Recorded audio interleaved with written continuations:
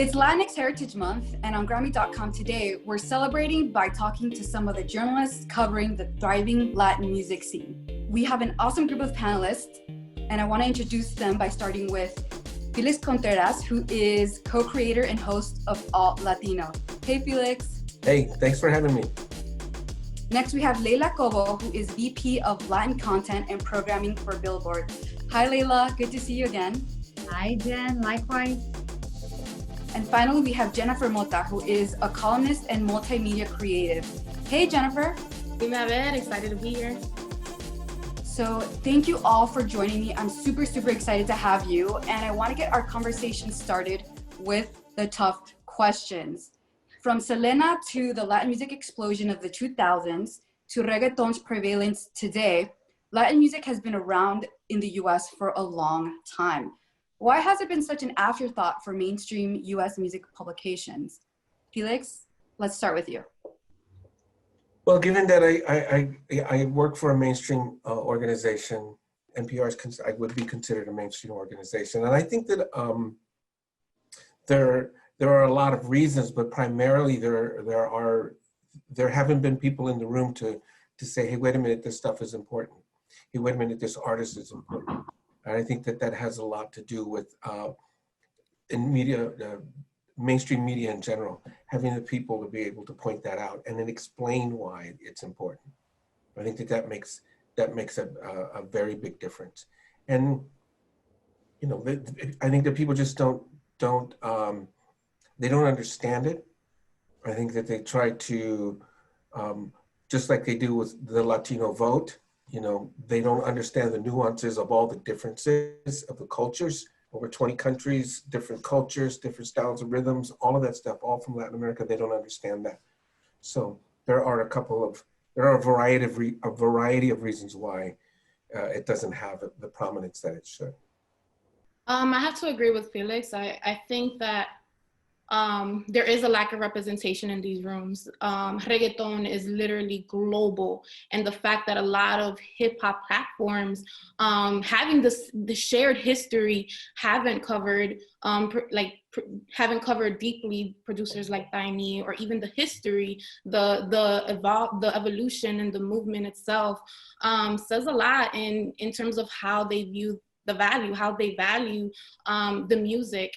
I also feel like multiple things can exist at once as well. I think that in terms of the music being driven out, I think a lot of thought is being taken place in terms of creating the marketing strategy to the music that's being created by the artists, being tailored specifically for the Latin audience. So while we do have these things going on, right, there's also that thought of understanding that the Latinx market or the culture is something that they do want to tap into. I also think that there has always been a huge disconnect with Latinx culture and the artists coming up. I think one of the biggest ideas that I think of is hip hop. The many Latinos that were part of hip hop, and because the record industry had no idea what to do with a Latin rapper, becomes Latin hip hop, then freestyle. It automatically becomes separated from the movement. And it's something that has always happened. And this is why I say I feel like it's multiple things and multiple realities at the same time. Definitely. Leila, I've gotten a chance to hear your story, and I know that you began your career at a time where pretty much this coverage was non-existent. What are your thoughts on the topic? Well, it's a combination of what Felix and Jen says, but last night, coincidentally, I saw On the Basis of Sex. I don't know if you guys have seen it, but there's that scene where she walks into her class and she's the only woman, and then she looks around and there's like two more. I cannot tell you how many times I've been in a newsroom and I look around and I'm the only one. Not that there's 5 around me. No, I'm the only one. And I'm used to being the only one. And I'm talking with the exception of the Miami Herald, which of course is in Miami and is a newspaper that understands that this is a Latin city. So they don't have that issue, but everywhere else, at least when I was there, and even, you know, Billboard when I started, and for a long time until I was able to build my Latin department, I was the only one. So that's a huge problem. And I wish that I could say, oh, everybody is woke now and it's newsrooms are full of Latins. That is so not true. So hopefully this year with all these diversity initiatives that will change. But it's not true in general in the newsroom, and it's certainly not true when you start to trickle down to music. So you need voices that champion this. You have music that's largely in another language. So you need to literally translate. You don't just need to translate the language, you need to translate the culture, like Jen was saying. So often, you need to explain why this is cool, why this is good, why you should pay attention, why even though this is not something you understand, this guy is filling out arenas across this country. And it requires a lot of work and patience. I do think it's changing in a big way right now, and for the past 2 years, I've seen a major change. But I think we'll all agree that, gosh, I mean, like places like the New York Times or even Rolling Stone, you had to scour for Latin coverage. Like if once in a month the New York Times wrote something about a Latin artist, is too much. Like it doesn't happen. Late night television also took him forever. So hopefully now with reggaeton, like Jen was saying, it's a global explosion. Things will start to change. I'm super curious to hear about how you got into covering Latin music, because I feel like as Latinx journalists, sometimes it's either you're pigeonholed or you naturally come into the groove of covering. What are your experiences? Is Latin music something that you wanted to cover from the start, or did it just somehow happen in the newsroom? For me, it meandered. I'm a classical musician. I'm a classical pianist. I have a degree in piano performance. So when I first started doing this, my hope was to write about classical music, but that beat was very taken. I was at the LA Times. So I kind of gravitated towards Latin, which was more open, and I understood the music. Obviously, I could write about it. And I got into that. But when I went to the Miami Herald, I was their pop music critic, and I wrote about everything, all kinds of music. But I can't say I'm an expert in all kinds of music. I'm not. And so I do think I know more about Latin music and classical music because that's what I do than any other genre. And then the position at Billboard opened up, and I have been devoted to Latin music ever since. So I kind of went back and forth, but I think it's easy to get pigeonholed, or now it's easy to seize a good opportunity. I don't know how you guys see it. I seize it with opportunity. I think it's an opportunity to tell the many stories that still haven't been told. And it goes back to the conversation we were already having. As somebody who's from the Caribbean, Afro-descendente, there was so much about our culture that is still missing out of context in terms of Latin music. The evolution of bachata, the evolution of típico, the Dominican and Panamanian presence in reggaeton. There's so much that still haven't been covered. And in my last semester in college, I was really diving deep into the evolution of music, whether it was new wave and 80s punk, and it was just a plethora of different genres. And at the same time, you know, thank God, social media, people were paying attention to what I was doing, and that's pretty much how I ended up in People en Español, People Chica. And thanks to that platform, I was able to really build a movimiento space, you know, covering reggaetoneros, covering Latin trap artists, and not just writing features, but also analyzing the space they were coming from, what their identity was, and what it meant for the audience that they were performing for the music that they were creating for. And you know, now, even to this day, I see it as a perfect opportunity, because even within the Latinx space, there isn't many Black people writing about music, especially Afro-diasporic music. The same way there's a lack of that Latinx representation in Anglo and the US space. You see that in the Latinx media as well. And it's time to continue to push for that, you know? When you mentioned, I forgot, Layla, that I used to read you in the LA Times. I mean, I've known you for such a long time, but I've been reading you longer than I than I've known you, because I lived in Fresno and I would get I had a daily subscription to the LA Times, and I remember. But what you said though resonated, because I would wait for you to write. I would look for you and Agustin Gursa, I think his name was. Yeah. Well, like, And Enrique Lopetegui. that's right, exactly. Like I would wait for you guys to write stuff to like see something that I could relate to. My own story is that I was hired at NPR to produce jazz programming initially. And when things changed in NPR and they shut down the jazz programming department, I got absorbed into the newsroom, and I was still covering jazz, producing stuff, I wasn't really covering anything. I was just producing and helping maintain a jazz presence in the NPR news magazines, All Things Considered and Morning Edition. And then 2003, 2004, the conga player Ray Barreto had released this. He had already moved past his Fania years, his salsa years, and he had this great, what he called a jazz Latin band, right? It was just strictly, he was indulging all his jazz, his passion for jazz, but still with an Afro-Caribbean base. And I pitched the story. I said, hey, Ray Barreto's got this great album out. Somebody should do a story on it. And the editor said, we don't have anybody who knows that music. Why don't you go ahead and do a piece for Morning Edition? So that's how I ended up starting, being able to keep that, being able to introduce these artists into the thing and into this particular mainstream media outlet. And what I really am proud of is that his life is so bicultural. He would listen to jazz at night on the radio when his mom would go out to work. But during the day, his mom was playing the Afro-Caribbean music in New York, right? So his life was bicultural and always had been. And that was the point I wanted to get across in the story, to reemphasize that we all of us here, we live bicultural lives.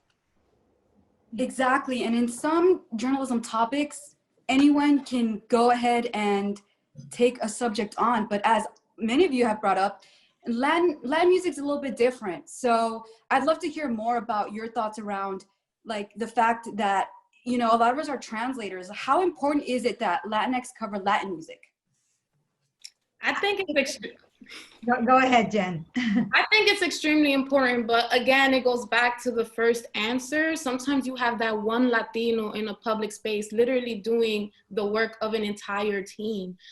They're translating, they're interviewing, they're doing the research, they're writing the article, they're doing everything. I think that publications need to see the value in building a team around Latinx culture and Latinx music. And it's extremely important to understand the language, especially considering, that we are 20 plus countries with different dialects, that even someone understanding like, oh wait, this person may be from Colombia or Venezuela, this might mean something different, let me verify. That's extremely important. Someone that's non-Latino is not gonna understand that. Right. Yeah. Sometimes I'll be doing something in a reggaeton song and I'll be, okay, what the heck does this mean? And I'll call the artist and I'll be like, I'm really sorry, but what were you trying to, and Spanish is my native language. I think, I'm a little bit torn, because I do think that if you're going to be serious about covering Latin music, you need to have Latin writers doing it. But I'm an immigrant here. I was born and raised in Colombia, and I very much appreciate that I was given the chance to work in really great media organizations and to work in English and to write about all kinds of music. So I'm all for other people who are not Latin writing about Latin music if they really understand it and they are really going to cover it well. But having said that, the entire coverage, you need to have a Latin department if you're going to cover this seriously. You do. You need to have someone that looks like the music, that understands the music, all of that. Like I just like you would have a Black writer covering hip hop, even though there's white hip hop artists and there's great writers who are not Black who cover hip hop. Yes, but you need, I don't know, your core audience covering the music, if you will. And I'll address very quickly just the idea of being pigeonholed. Like it's Like they assume that this is all you can do. And I think that, and I've talked about this before with other writers, is that the way to do that is because we, like I said, we're all bicultural. We listen to, you know, the Los Lobos and the Rolling Stones, right? So very generational. Dropping my age, okay, just saying, okay. But at the same time, you know, being able to represent, be in the room and in these editorial meetings, like I'm a very big Grateful Dead fan, right? So then that's also what I bring to the table when we're going to do something. If we're going to do something with the Grateful Dead, you know, I can contribute that. I can contribute that part of me, right? For what it's worth.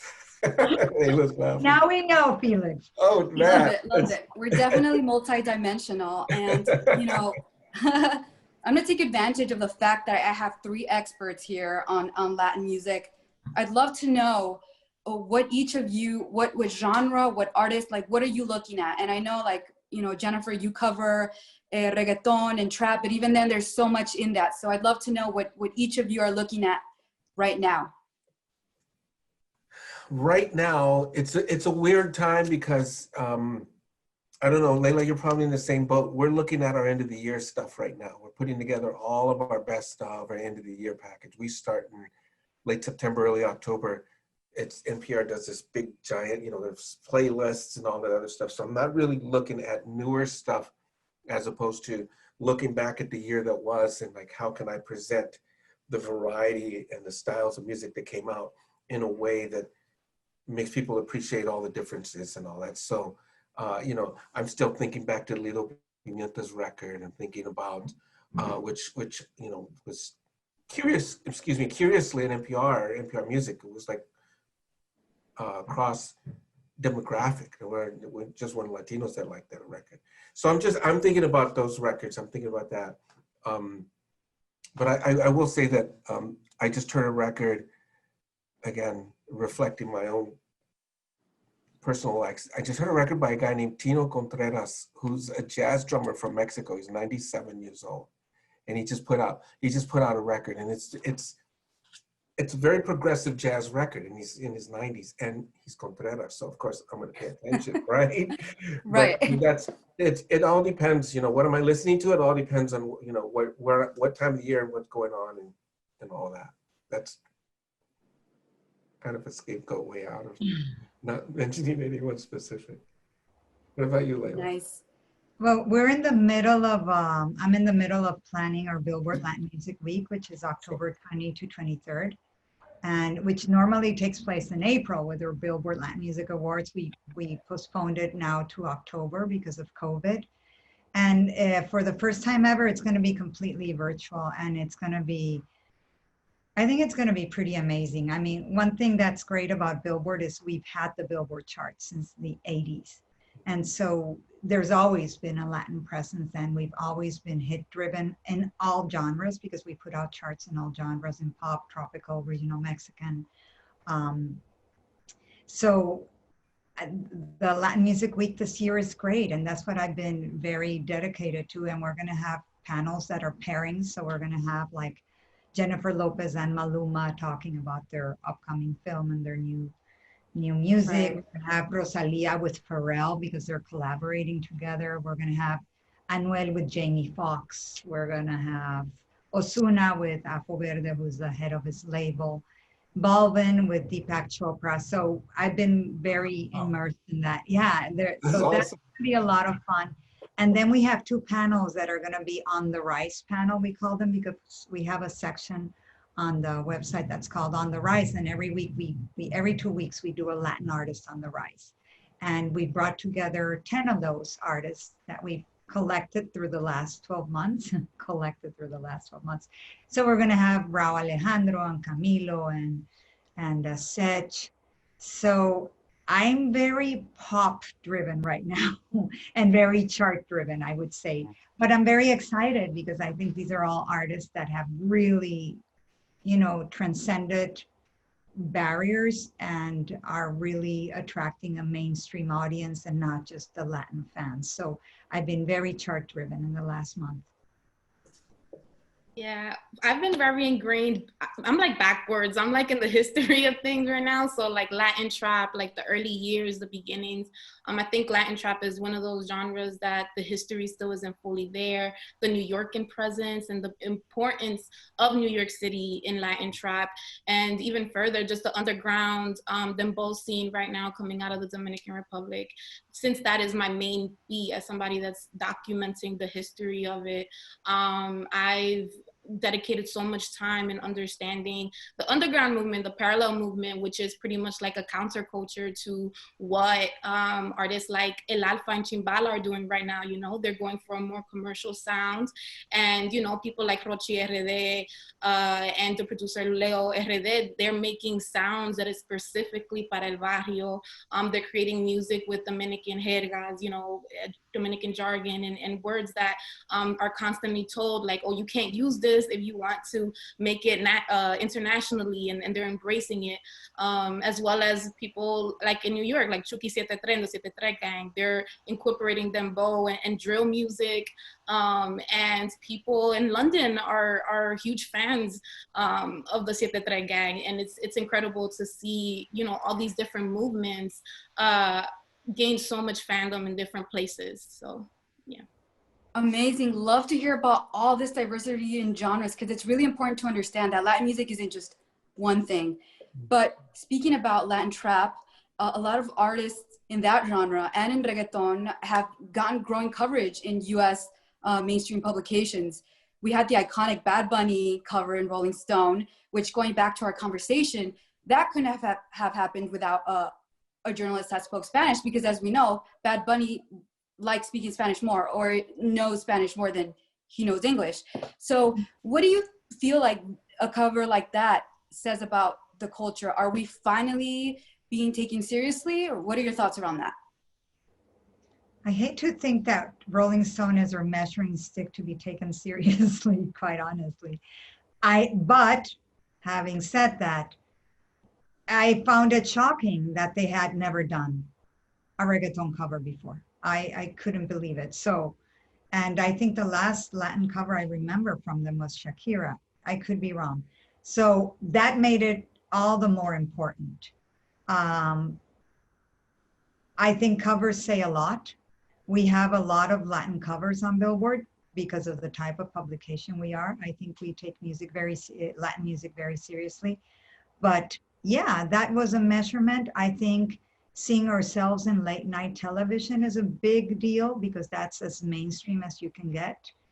Seeing ourselves in publications like the Post and the New York Times and the LA Times is very important too, because these are in the Wall Street Journal. These are the biggest newspapers. So, I mean, I hate that we needed to work so hard to be taken seriously, I guess is what I mean to say. But now that we are, I'm very happy. And if we are 20% of the population, I really chafe at the fact that we are never 20% of the coverage. And I hope that that's towards where we will eventually get. Yeah. Yeah, I mean, I think it adds on to the fact that everyone is looking at reggaeton right now. People have their eyes on Bad Bunny and J Balvin. And when you think of reggaeton, like, this was a genre that literally had laws set in place. Like, people couldn't even listen to perreo reggaeton without having things confiscated. And the early reggaetoneros had a hard time in media to claim space. So in one part, you know, you see like, wow, finally reggaeton is getting that moment. But then, you know, socio critics on the other side and you know, people from the Afro diaspora can easily also say like, but how much has reggaeton changed from its roots in order to get to this space? Would have a Black artist have the same privilege as Bad Bunny? And you know, how much it has evolved since then. So there's a lot of ideas right now in terms of the cover. For sure. Felix, what are your thoughts? Okay, for two things, like culturally and quite frankly, age-wise, right? Reggaeton was new to me because my background's Mexican-American, Chicano from California. You know, I just turned 62. So I'm of a certain age, of a certain generation. All of this is new to me, right? as I started doing the show and started discovering reggaeton through my former co-host Jasmine Garst, you know, everything was new to me. Like the history you were just talking about, Jennifer, like all of that stuff, people getting arrested, how it was illegal, all of that. I approached it as a journalist, really, because it was all fascinating to me, and it was something new and something that I knew that I knew I had to pay attention to, because it was becoming such a big deal, right? So it was something that I paid attention to. It was something that I learned about. It wasn't something that was completely familiar to me at all. So it was, you know, I was discovering it just as, you know, as the mainstream was, you know, at the same time, right? Some of that stuff was new to me. So it's, and that's reflected in how we covered on Alt Latino. We didn't cover a lot of pop music because we started as a Latin alternative, a vehicle for Latin alternative music. And reggaeton in its earliest form, in its most raw form, was certainly an alternative music, right? But as it became more pop, you know, that's not something we covered because there was, you know, Layla and everybody else was doing such a great job of covering the pop music itself. And so we've just focused on, you know, alternative stuff and things that was on our radar. But Layla, you mentioned that you've made the reference to, you know, 2 years ago. I think it's about the time when we had to pay attention after Despacito because it was such a musical and social thing that, you know, after that, I mean, we had to pay attention to that song that summer, right? But then after that, as an editor, as someone at content supervisor, it's like, okay, now we need to pay attention to all of this stuff because these videos are in the millions. They're doing trillions, right? They're more than the McDonald's has hamburgers, right?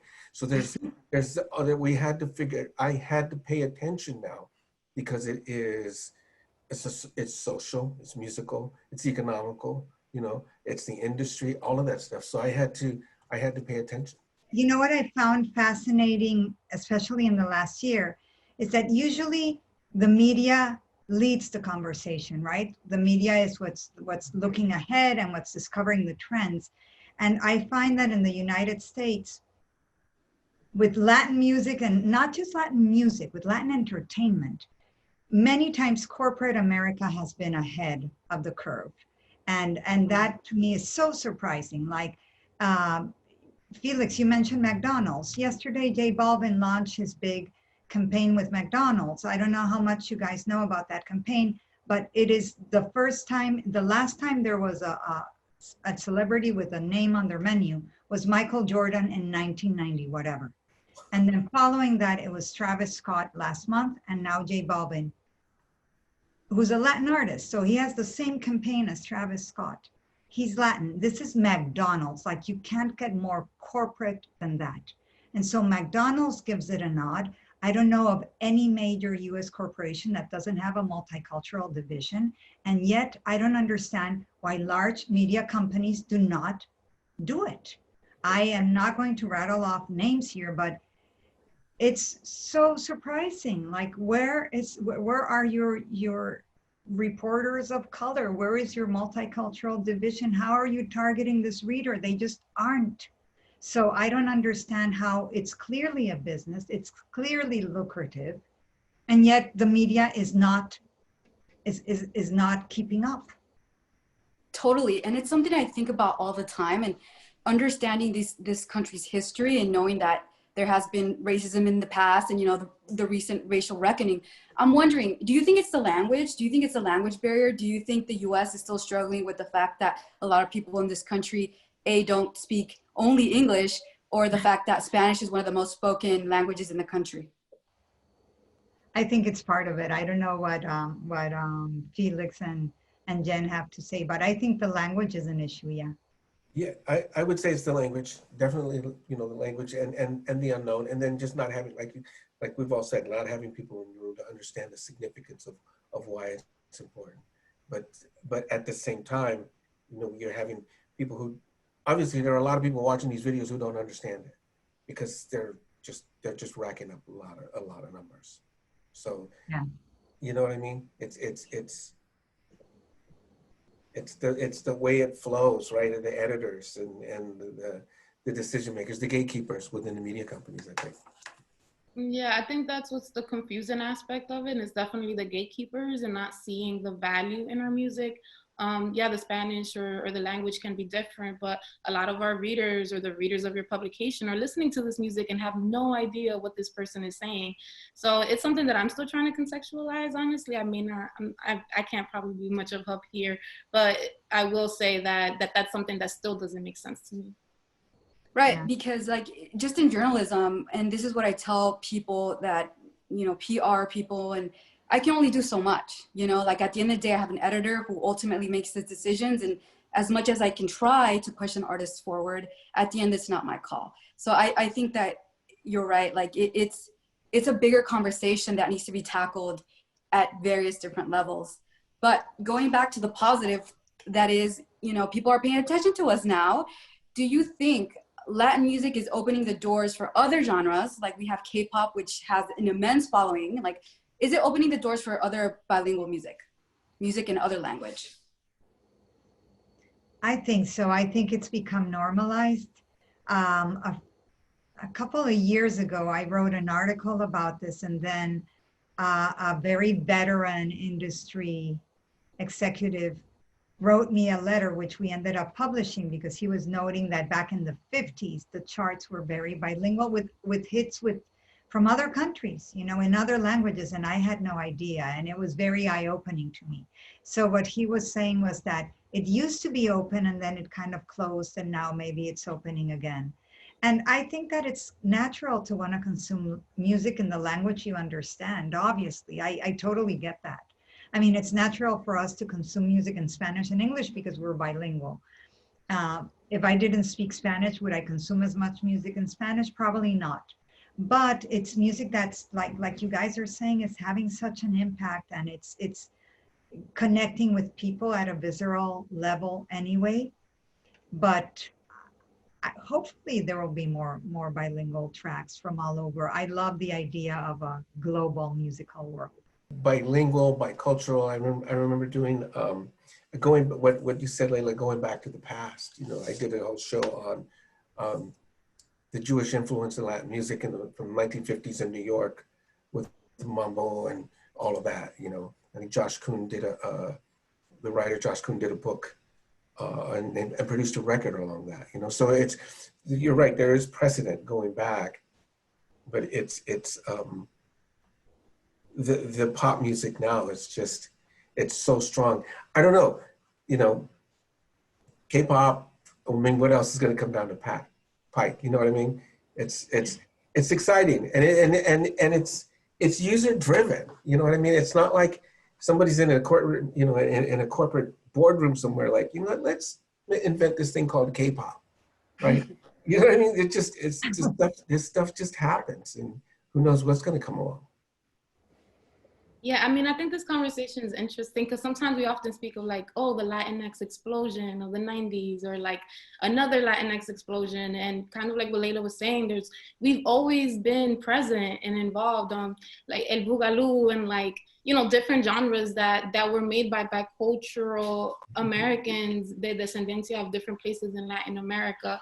And I think what's so important about the bicultural identity now is the power of streaming and the digital space, right? I think that we often forget about that. Yeah, there was a huge explosion in the 90s and a huge explosion now, but technology and digital like had a huge role in that too.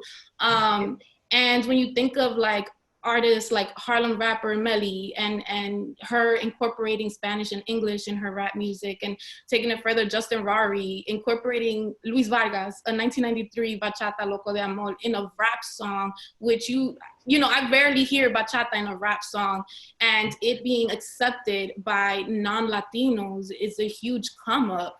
And I'm extremely excited for the bicultural bilingual music that is coming now. And I think in having this young scene that is experimenting with all these sounds in this digital space, it's definitely also inspiring other groups.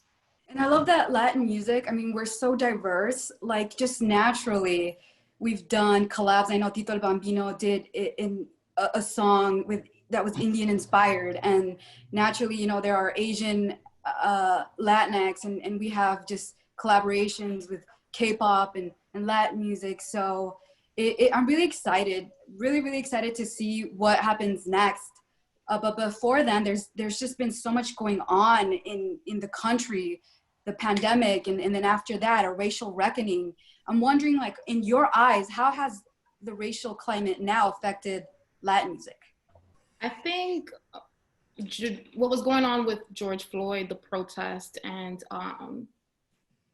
you know, the uproar that it started, right? Because these are conversations and movements that have been involved. Like this is not the first time that something like this happens. Like, it's been historically happening over the years, but it's become so powerful on social media and on media platforms that it has pushed other places outside of the US to check themselves. And I think that this particular moment really showcased how many non-Black Latinos were disconnected with the Black lives and Black reality in their respective countries. We had artists who had no idea what to say, who were scared to say something. We had people who had no idea how to approach this conversation.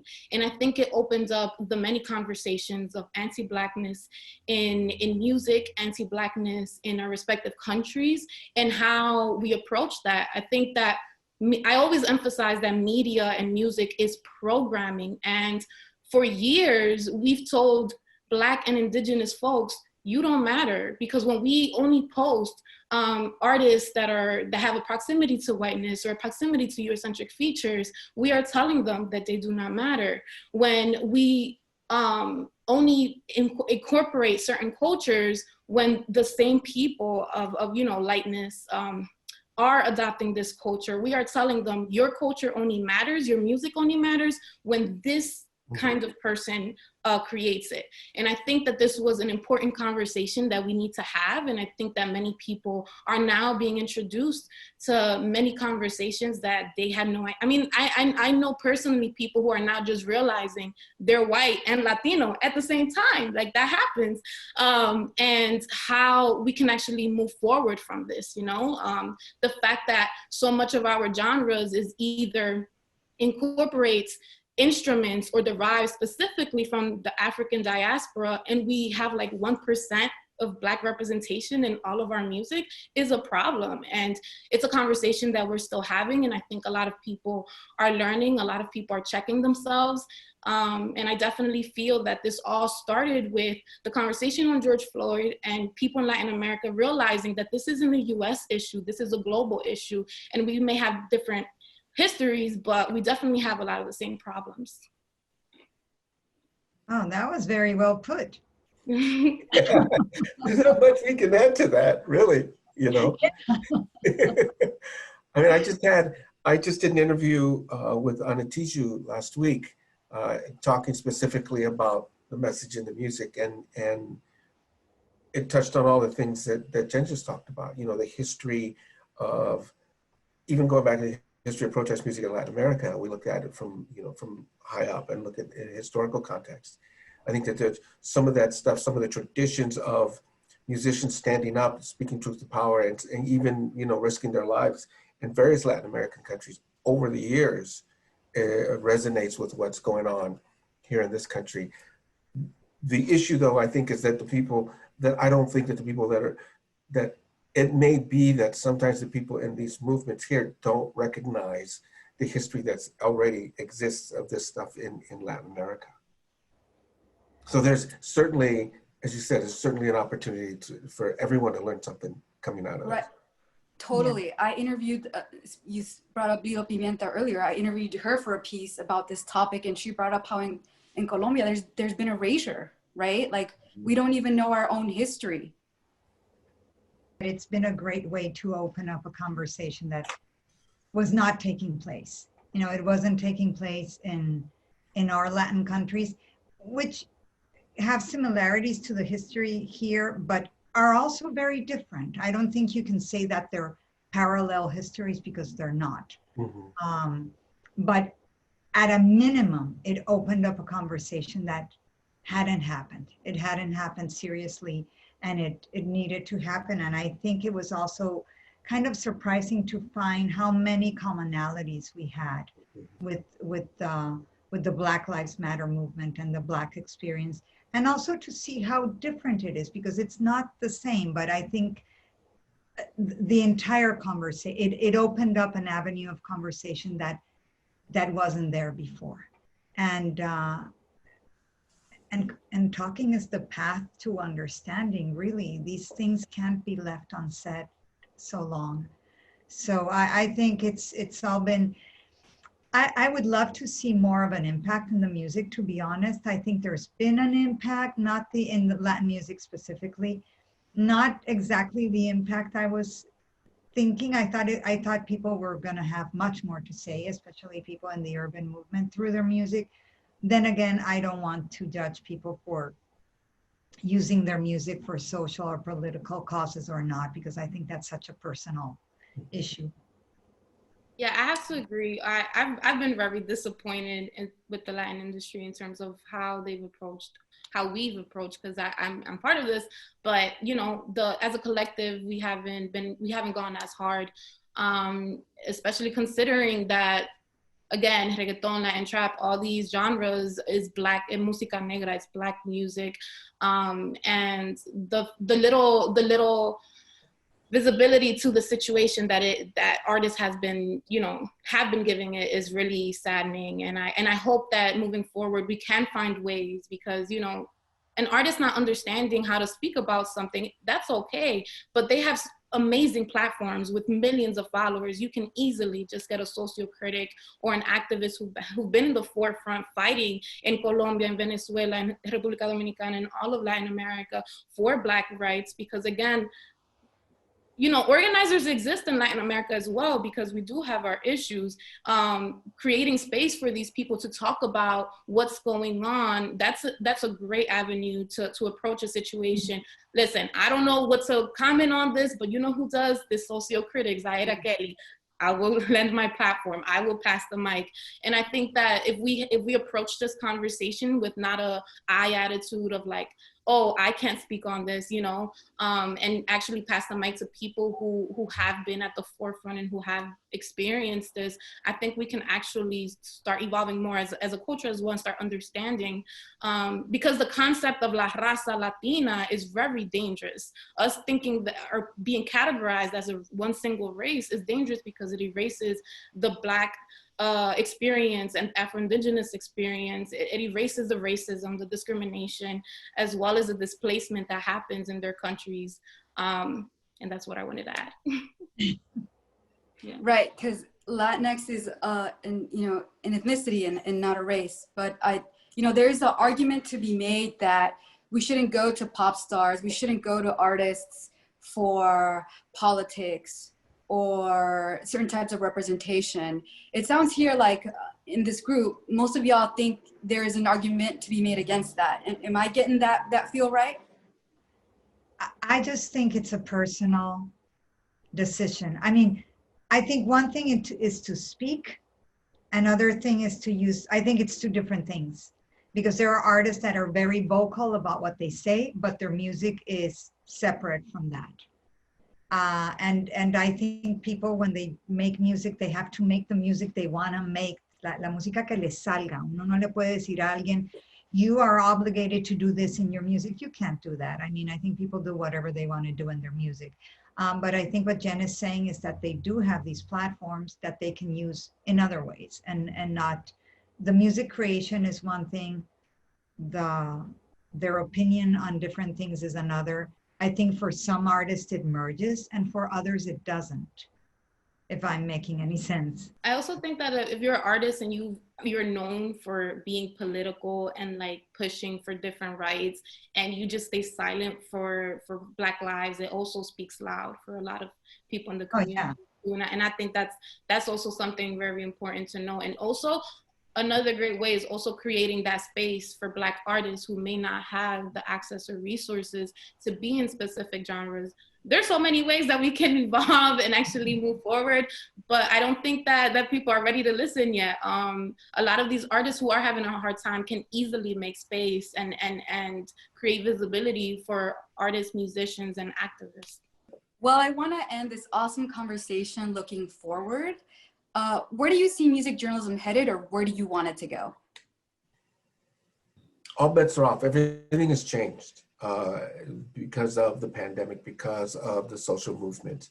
You know, what journalism is in general, going back to the election of the Trump administration. You know, Latino and people of color, journalists of color have been struggling with this, you know, from the time he wrote the escalator down, you know, like all the rules, all of these things about journalism in general are under fire, because it's like it's the social conditions are such that they're making things that worked before maybe not working this time, you know. So, and in particular within the last, what are we, October, since March, you know, since the lockdown, you know, I think that, and then the demonstrations, I think that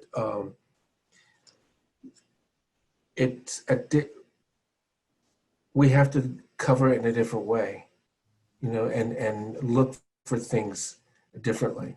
Like you said, some musicians, like Layla said, some musicians are making statements. Some musicians are using the social environment as part of their message. Not just that, I mean, like musicians from Puerto Rico, you know, with Renuncia, Ricky Renuncia, and then people who are working to bring light to the subject of what happened after the earthquakes and the hurricanes. You know, it's all different now, and we have to look at it differently. We have to cover it differently, I think, in a way that I think our job is to put context to it, right? Is to put it into a larger context of what are these musicians trying to say? What are they doing? And where's the historical context? Where's the contemporary context? Because it's things are popping. Everything's changing. The news cycle, everything is just so damn fast now. You know, I don't know if that answered the question, but I hadn't been asked that before, actually. I think in terms of where music journalism is headed, I definitely see a lot of like pivoting in terms of storytelling. I think there's going to be a huge wave of visual storytelling, of telling our stories visually, and people, and it has a lot to do with our current situation now. A lot of people are taking in content. They would rather sit there and watch a 15 to 20-minute video, depending, you know, who you are, rather than read an entire article. And I see a lot of people paying attention more to creating visual content. I also see a lot of intersections with people who are documenting certain genres and also approaching journalistic ventures. I think that Reggaeton con la Gata is a prime example, who is a reggaeton historian, but she also writes amazing articles. She actually wrote the article for Remezcla calling out the Urbano artists, El Movimiento artists, who were not speaking up. And I think that I'm starting to see a lot of intersections with people who are not only sociocritics and content creators, but also taking on the lead as journalists, because as I mentioned earlier, there's so many gaps and holes that we can continue to fill out. I've had editors tell me that we don't need another primer in reggaeton, and I'm just like, no, we need to continue covering the history because so much is not there. So yes, we will talk about this artist, but let us include some of the things that haven't been mentioned, because once we get comfortable, we add to the erasure of the many contributions that were made by other producers and writers and different cultures and ethnicities that played a huge role. I think what's exciting to me now is, especially when it comes to music journalism and the coverage of Latin music, is the diversity of voices covering it, which wasn't there before. And this is great, you know, because like Dan, what you're saying, like you have your passion points, Felix has his passion points, I have my passion points. I have a staff, we're 3, and Griselda Flores and Jessica Royce, and they're so different from me. You know, Griselda's Mexican American, Jessica is Nicaraguan. And we have very different tastes in music. We come from different generations. And having that plurality of voices is so, it's exciting and it's enriching and it's different points of view.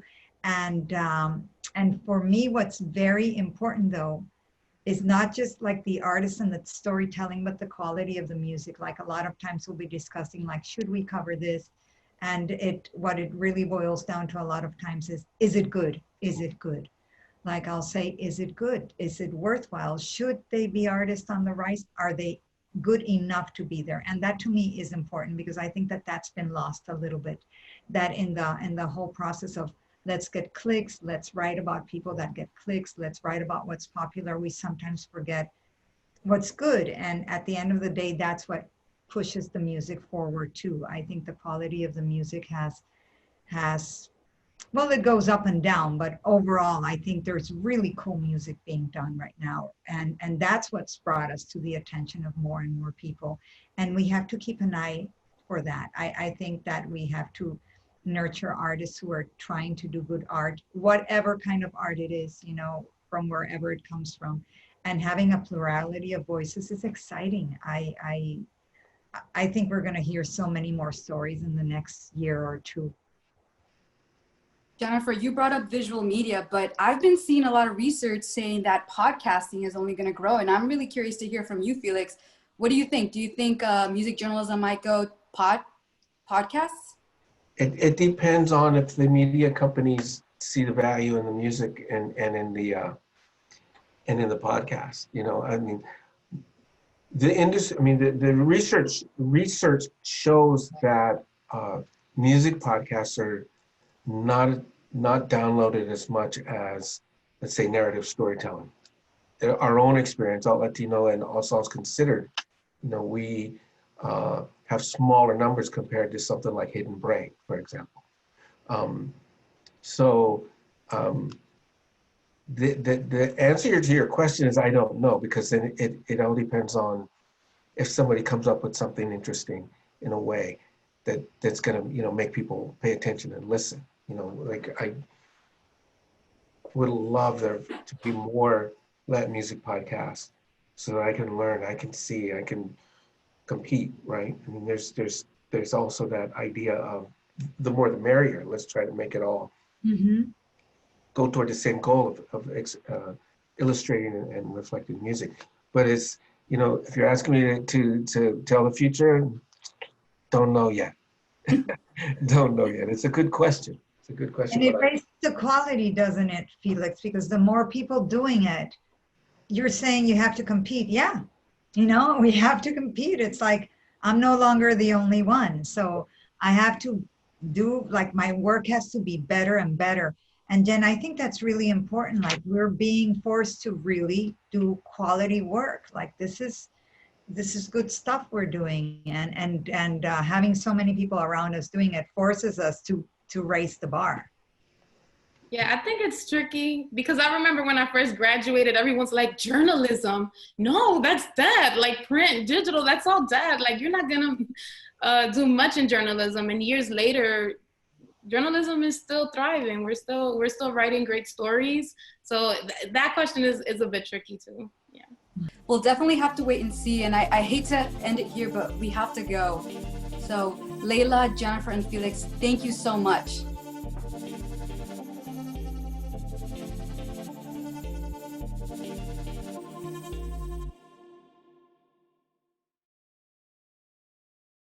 What's up, y'all? This is B.O.B. This is G-Eazy. I'm Mo. This is Julia Michaels. This is Logic. Make sure you subscribe to the Recording Academy channel. Flex.